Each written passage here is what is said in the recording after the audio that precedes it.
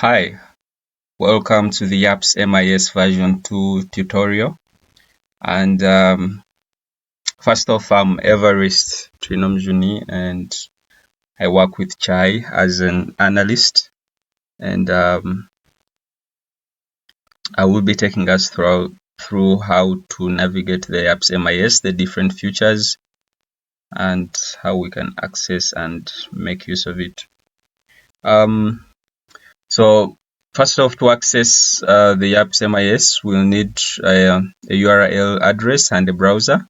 And this is the address, https the colons / yaps.cphluganda.org. And we need credentials, that is the username and password to be authenticated into the MIS. And we majorly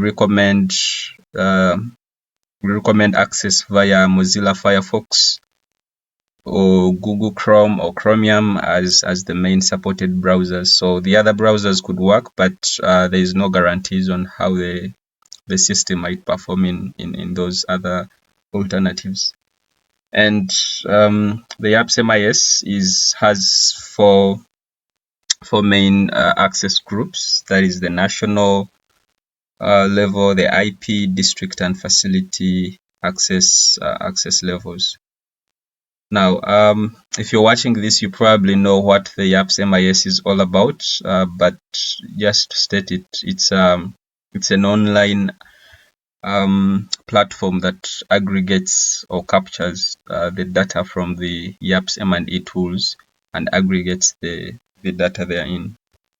And this tutorial, if you look at our playlist, we'll be looking at access, login, and MIS navigation. So in that, we'll discuss how to access the MIS and actually log in, and how to navigate the different features.